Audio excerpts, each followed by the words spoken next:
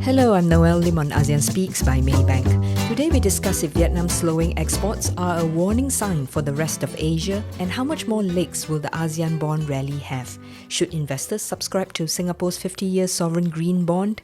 And our stock call upgrades for ASEAN. Chua Hak, co-head of macro, moderates the call. Hi, morning. It's 8 August. Just a recap of last week. Markets ended about 0.3% higher for the week on earnings optimism, despite rising US-China tensions following Pelosi's visit to Taiwan. The MSCI Asia ex-Japan index rose 0.6% over the week to a 5-week high. China markets were softer, while ASEAN markets rallied, with strong gains in Vietnam, Singapore, and Indonesia. The US economy unexpectedly added 528,000 jobs in July. That's blasting through expectations of just 250,000. And confirming that the US economy is far from a recession. The unemployment rate ticked lower to 3.5% in July. It's down from 3.6% in June. The US labor market has pretty much recovered all the jobs that were lost during the pandemic. The strong jobs number does raise the odds that the Fed may have to hike rates aggressively again at the September meeting. Central banks in the UK, Australia, and India all raised interest rates by 50 bips last week. For the UK, the Bank of England guided that the economy was headed into a long recession in the fourth quarter of this year, which could last for 5 quarters. One bit of good news is that the UN Food Price Index, which declined 8.6% over the month, that's a 6-month low in July, and this should help ease fears of a food crisis. For the week ahead, markets will be closely watching the US CPI and PPI reports. Consensus is looking for headline inflation to come up slightly to 8.8% in July. That's down from the peak 9.1% in June. But markets are expecting the core inflation to rise to 6.1% in July from the 5.9% in June. Again, a high inflation number could force the Fed to hike yet again by 75 bips at the September meeting for the third time. Fewer companies reporting earnings this week. This includes BioNTech, Cathay Pacific, Global Foundries, Disney, Hoang Huy, SoftBank, and Tyson Foods. Over in Europe, markets will be watching for the euro area industrial and factory activity in July, which could have stalled. The UK is releasing the second quarter GDP, which likely contracted. In Asia, China released their trade data over the weekend, which showed July export growth coming in much stronger than expected, but import growth lagging. China will also be reporting its July PPI and CPI data this week. A whole bunch of second quarter GDP data across many Asian countries, including Malaysia, Singapore, Philippines, Hong Kong, and Taiwan. The Thai Central Bank will hold its policy meeting on Wednesday. I think the consensus is for the BOT to hike by 25 bips. We're going to kick off with Thilan on Singapore banks. After that, Winson to cover the bond markets, Suhaimi on the Philippine Central Bank, Jue on Indonesia's second Q GDP released last week, and the Bank of Thailand decision. Brian on Vietnam's July exports, Anand on his fortnightly ASEAN strategy, Huy on his latest Vietnam strategy. Let's kick off with Thilan, who's dialing in from Changi. I think all 3 Singapore banks have reported their results. What's your key takeaways? And did the earnings beat or fall short of your expectations? Yeah, morning, Hoang Huy. So 2 of the 3, UOB and DBS, actually missed expectations. This was due to weak wealth management income and also some higher costs. In general, though, we saw 2 trends. First, the strongest NIM expansions in 14 to 15 years, boosted by policy rate rises. There's actually potential for more to come, especially since the Fed's 2 big 75 bip hikes took place at the tail end of third quarter and in 3Q. We also saw some cautiousness in terms of loan growth guidance with regional economies slowing. But we think the NIM hikes should be able to offset some of this loan growth weakness. The second trend was provisions. There was hardly any write-backs despite the massive overlays the banks put on during the pandemic, and despite NPLs actually continuing to fall. The narrative and the guidance on asset quality was a lot more cautious from managements, especially around SMEs as well as the non-mortgage consumer credit. Our own forecasts after the results have become a lot more conservative around NPLs going forward, and we expect that the provisions that they took during the COVID time will unlikely to be written back, and banks will actually hold on to them. On the flip side, the banks now have some of the highest capital levels and provisioning covers going into this crisis versus even the global financial crisis or the Asian financial crisis. So the sector is is going to have this dual situation where you're going to have very strong earnings growth coming through from policy rates, but also this cautiousness around asset quality. So Thilan, all the three banks, share price wise, they seem to have reacted kind of positively. So how would you rank them now in terms of your preference? Yeah, so I think number one on my list now is OCBC. I mean, if you followed a lot of my calls before, I've generally been fairly bearish on OCBC before, but I think going into this crisis, given where their capital levels are, given the North Asia exposure that they have, and that part of that business is growing quite nicely. New CEO coming in and looking at a new growth strategy for them should actually drive the stock higher at this level. The second is DBS, given their very low cost funding advantage, which will help them gain the maximum amount of NIM expansion. And then finally, UOB. Okay, thanks, Thilan. Have a safe flight. Let's bring in Winson on the bond market. So Winson, bonds have been rallying, or as you said in your fixed income report, it's an everything rally. So what's driving the global bond market rally, and are ASEAN bonds rallying in tandem? Hi, morning, Harbin. Yeah, over the past 2 weeks, global bond rallied across the DM, EM, and also credits, especially in the US high-yield corporates, because the market thought that the Fed would start to get worried about a recession and therefore slowing the pace of rate hike. The market believed there would be a dovish shift. And I have to say, the rally came surprisingly strong, especially the US high-yield sector, where the credit spreads have compressed by a substantial 150 bips since July, giving a total return of about 6% in that month alone in July, which is the biggest gain in a single month in more than 10 years. ASEAN bonds also joined the rally. High yielders like Indonesia and Philippines outperformed. Malaysia ringgit government bonds also has done very well. Total return has turned slightly positive, which is a scenario most investors thought unlikely just about 1 to 2 months ago. But after the last Friday US jobs report, I think it will undo some of this rally. So it's highlighted the strong US job numbers in July. Bonds saw modest pullback on Friday. Will this spoil the party? How do you think the bond yields and curve will react going forward? I think it introduced volatility to the market.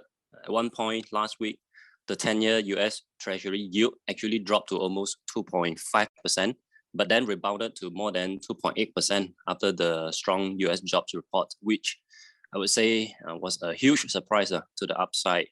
Payroll gains was very strong. And also wage growth actually increased to an annualized pace of about 6%. I think this will unfortunately add to the inflation concern, and it's a bad news for the Fed when their number one priority is to bring inflation under control. I think most likely the Fed will have to hike by another 75 bp at the next meeting. But having said that, one data point is not conclusive, and there will be 2 more US CPI reports and 1 more US labor market report before the next FOMC meeting. So if the Fed continues to be aggressive, I think yields will increase, but more for the front end and less for the long end. So what does that mean is the inversion of the yield curve, I think, can deepen even more. Currently, it's quite deep already. The 210 is already at negative 40 bp, but I won't be surprised if it goes to negative 50 or even deeper. Okay. With on a side question, Singapore is launching an inaugural 50-year, 2.4 billion sovereign green bond. There appears to be strong demand, with the yield offered at only 3.04%. Is this too rich? How would you recommend investors?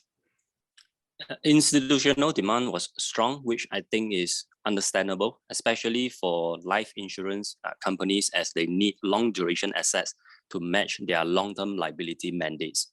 In fact, over 70% of the 50-year new bonds was bought by insurance companies. The pricing looks fair at slightly over 3%. The yield gives about 20 bp spread over the 30-year. And this is not too different from how we see the pricing for super long tenor bonds in the UK and in the Europe. But for retail investors, I think this is a completely different ballgame.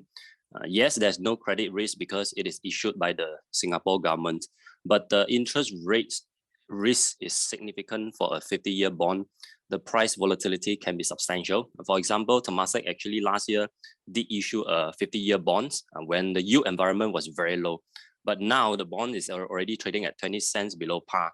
So the price sensitivity of super long duration bond to interest rate is very high. I think this is a risk that retail investors need to watch out for. Okay, thanks, Winson.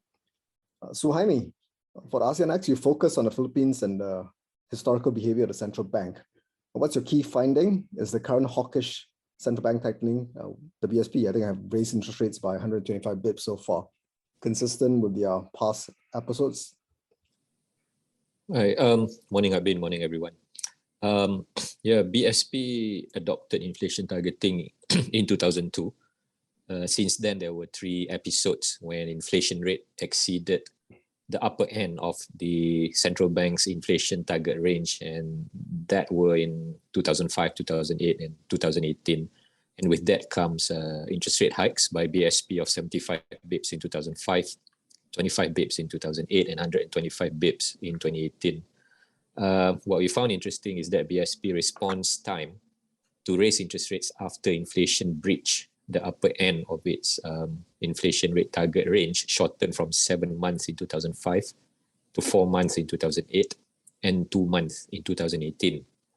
And as BSP reacted quicker to rising inflation, the time taken to restore inflation back to target range shortened from 13 months in 2005 to 11 months in 2008 and 9 months in 2018. And we also estimated that every 25 basis point hike in BSP interest rates cuts inflation rate by 0.14 percentage point over a 12-month period. Like in 2018, current tightening began 2 months after the rise in inflation rate breached BSP's target range, but it is more aggressive over the 3 months into current interest rate hike cycle. BSP has raised interest rate by a total of 125 basis point, including a 75 basis point increase at the unscheduled meeting last month. Back in 2018, interest rate rose only 25 basis point in the first 3 months. So, Suhaimi, what are you expecting for inflation and interest rates for the rest of the year and next year? Latest inflation numbers saw Philippines inflation rate accelerated for the 5th consecutive month to a 3-year high of 6.4% in July from 6.1% in June. So well over BSP's 2% to 4% target. Year-to-date inflation rate is 4.7%. That's up from 3.9% last year. And in view of the aggressive rate hike by BSP now, we expect inflation rate to peak around 6.5%, 6.6% in September, October. Our full year inflation rate forecasts are 5.3% for this year and 3.9% for next year.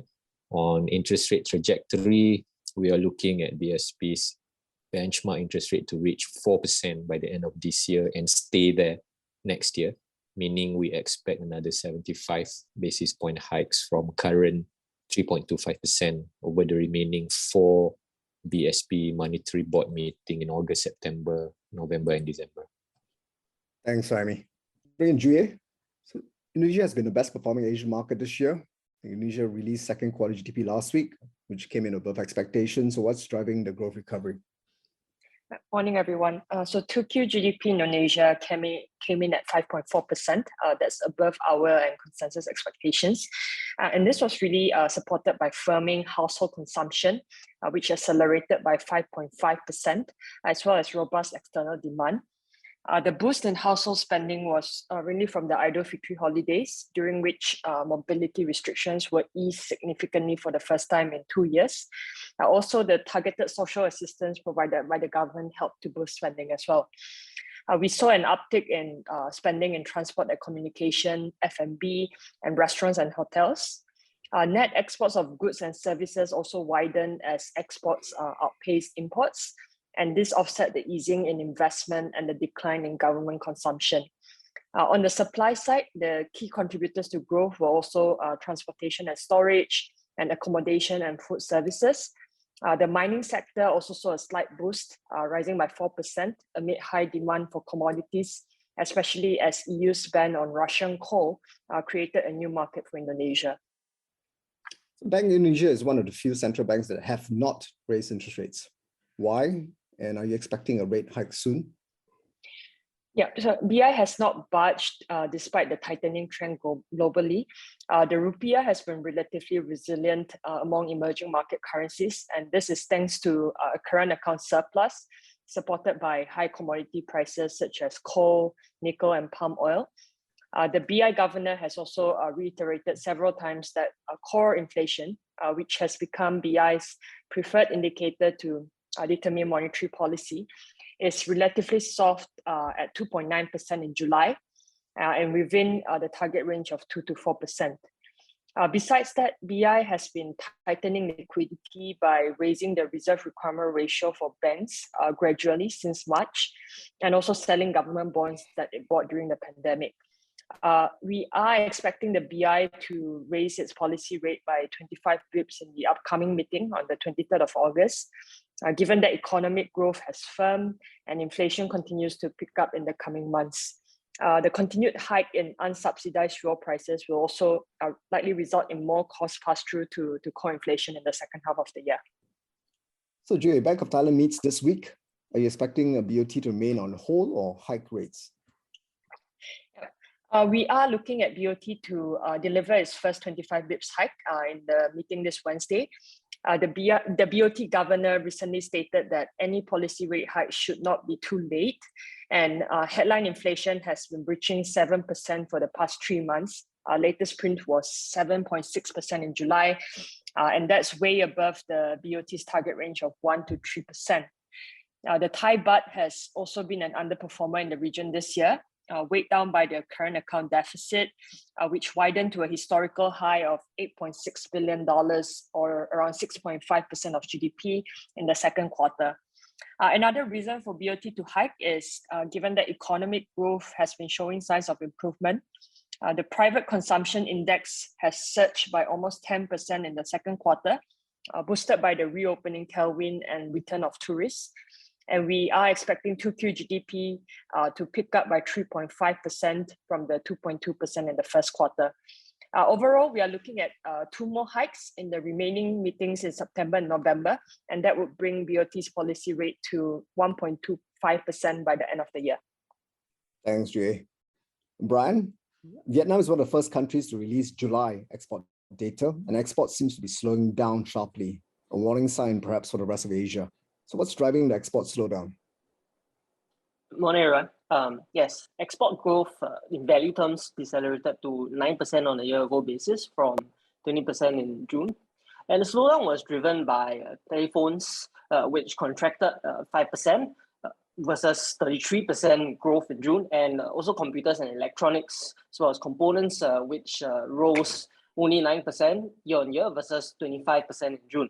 And this was due to cooling global demand as roaring inflation and recessionary fears dampened discretionary consumption.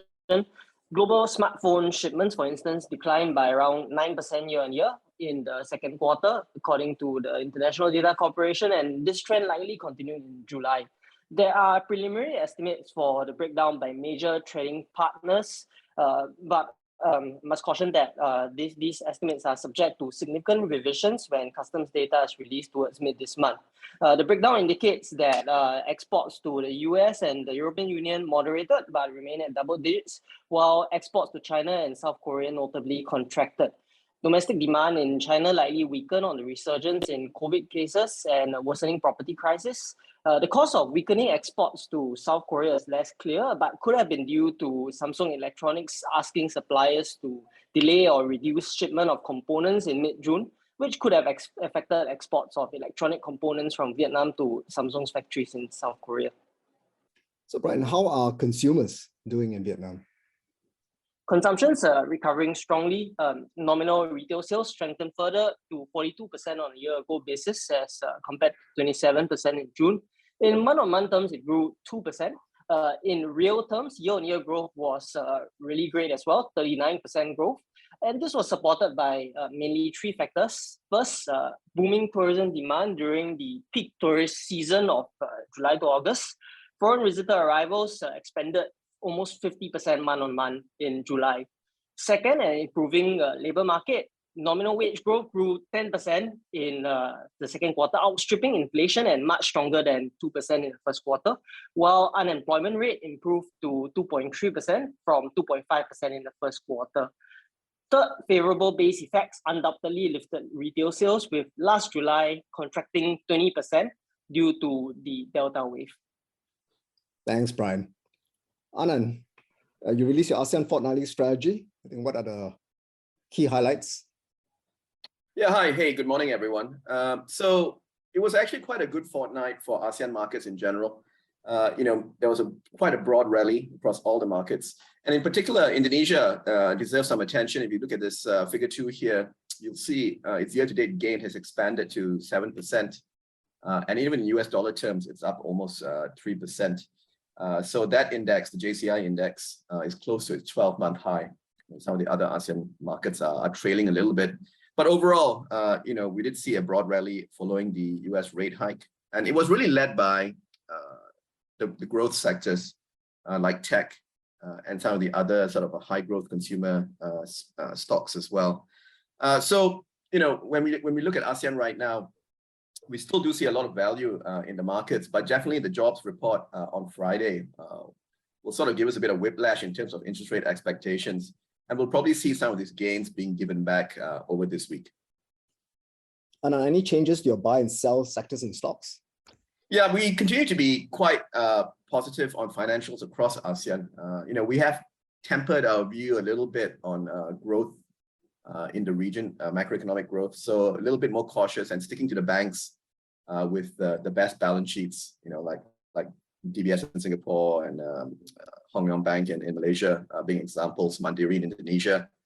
But we're also taking the opportunity to initiate an upgrade on stocks, which we find interesting at current levels. So we've initiated an Optimax, a healthcare play in Malaysia with a buy rating in the last fortnight. Singapore has initiated on Sembcorp Industries, very interesting conglomerate with an ESG stroke renewables focus, definitely something to look at. Also, where we've seen share prices come off sharply, we have taken the opportunity to upgrade 2 stocks of note. True, the telco play in Thailand, we've upgraded to buy, and also in the plantation space in Malaysia, in anticipation of a very strong 2Q results from the sector as a whole, given record CPO prices last quarter. Ta'an is something we've upgraded to buy as well. Thanks, Anand. Let's bring in Huy then on the Vietnam strategy. So Vietnam markets have sold off this year, but bounced up last week. In your Vietnam strategy market report emerging from shallow waters, why are you expecting robust earnings growth in the second half? Morning, Hoang Huy. Where the first half earnings of the broad market grew only 15% year-over-year, mostly because of the significant earnings drop of real estate and steel sectors. First, real estate earnings contract 50% year-over-year, just because of the accounting issues. Because Vinhome VHM, which contribute 3/4 of the sector earnings last year, delay house delivery, and thus were unable to record sales and profit. Second, steel earnings contract 40% year-over-year because the margin was squeezed by lowering selling price and rising input price. For the second half, we expect Vinhome is confident that the company is confident to achieve full year plan, which means 10% growth in the second half instead of 70% drop in the first half. And still, local headwinds will likely ease because infrastructure spending will accelerate. Meanwhile, other sectors like banks, retailing, logistics, we expect can continue to deliver robust growth in the second half like the first half. Moreover, FX losses in the first half can reverse to the FX gains in the second half, and low base of the second half last year is another factor to expect much stronger growth in the second half this year than 15% of the first half. So therefore we still maintain earnings forecasts at 25% for full year. So what stocks would be your top 5 conviction picks for the second half? Yeah, we continue to favor sectors and stocks that directly benefiting from the reopening of the country. So we like VCB, TCP for banks, MWG for retailing, GMD and ACV for logistics. Okay, thanks, Win. That's all we have for today. Have a good week ahead. For more information, speak to your trading rep and download Maybank's research reports on the Maybank Trade app. Happy investing. This is Noelle Lim on ASEAN Speaks by Maybank.